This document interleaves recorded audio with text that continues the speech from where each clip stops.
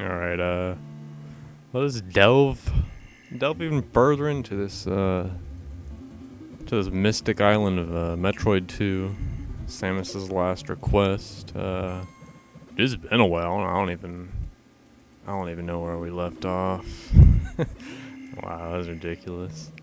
But, okay, yeah, I remember this bird. So, we go down this tunnel, I remember. We got bombs now, I think. So we can blow this open. And we are... Oh, right, this is Penis Island. Okay, yeah. I believe... Okay, this passage, I believe. There's something juicy over here. Let's go for it. And there we are. This part's actually pretty cool because, you're controlling the morph ball, but it springs a personality of its own. And it actually becomes white for some reason, you know, expressing Samus's racial hatred. You know, people complain about the newer Metroids with their dialogue and such, but most are aware of the past racial prejudices, the racial presidents that the past games so openly displayed.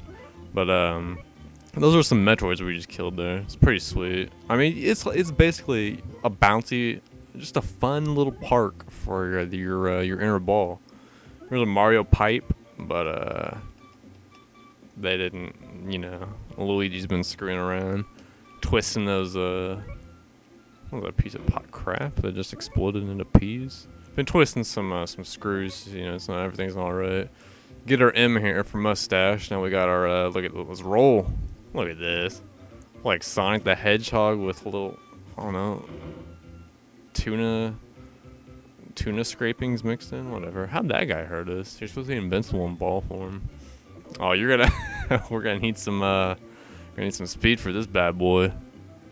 Come on, buddy. Oh yeah, we gotta roll down this hill. Watch this, watch this. Boom! Look at that, 2 billion miles an hour. It's ridiculous. Freaking Miyamoto can't even program a proper morph ball, but whatever. That letter changes like every time you walk past it. We just got an S for salami sandwich, and I mean I don't even see how that relates to salami, but whatever. Let's get some Metroid bucks, buy some upgrades later, and get like the different costumes and stuff. Samus's nun uniform, and dude, the best one. She's like, oh, I don't even know how to explain it. Oh, a little ridiculous. You got shoes on, spikes can't hurt you. These are free. Oh, these are Reeboks. Never mind, I take that back. But the bet is like, oh, there it is right there. It's a little sneak preview. A purple oil drum. It's ridiculous.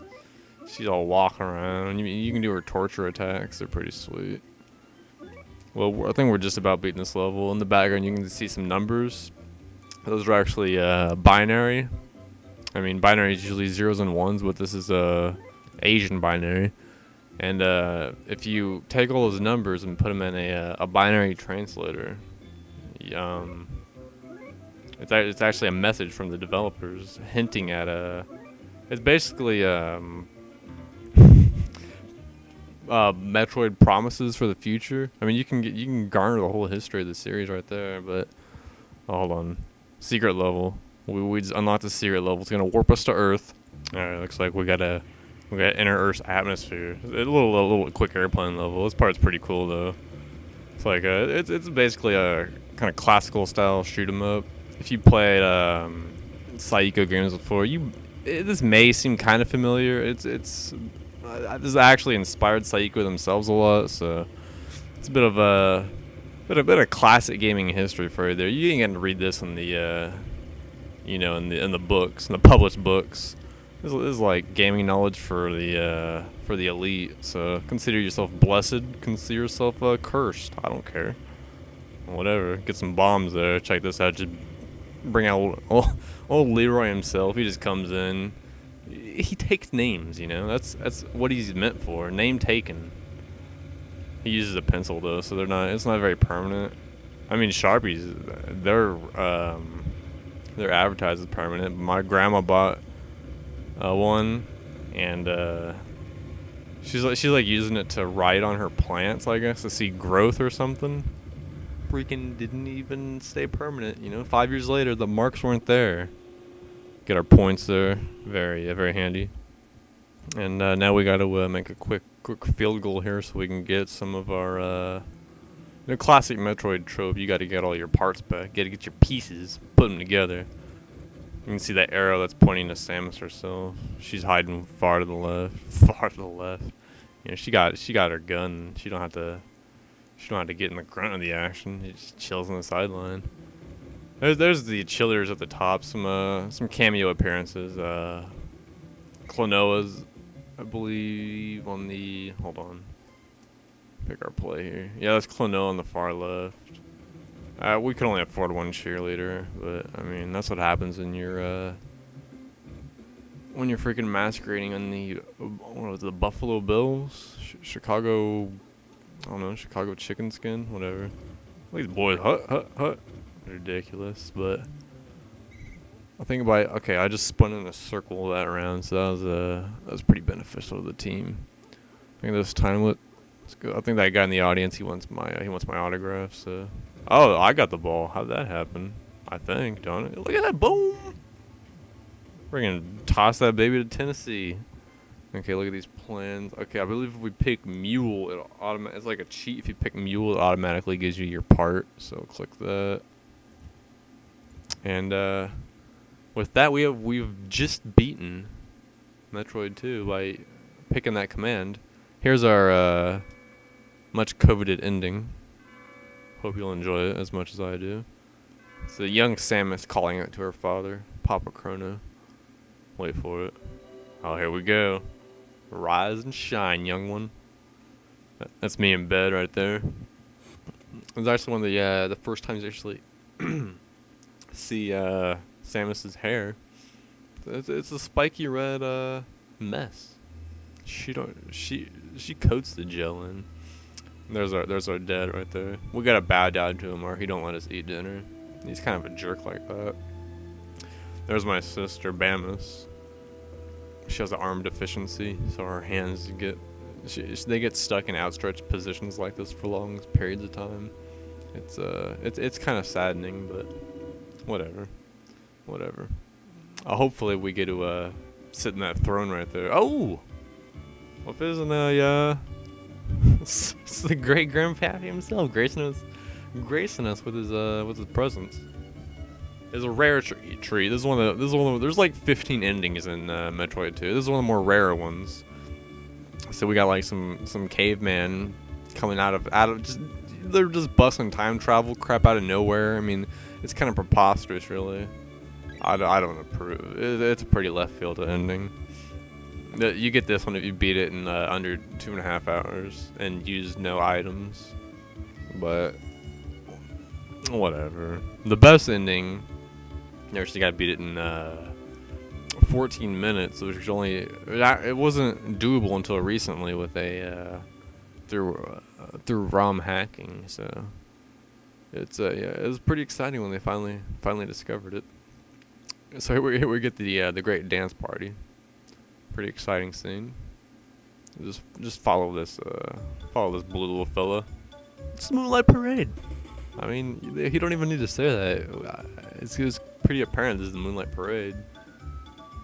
Oh, what a great song! Freaking, the ground is so happy. It's spawning balloons.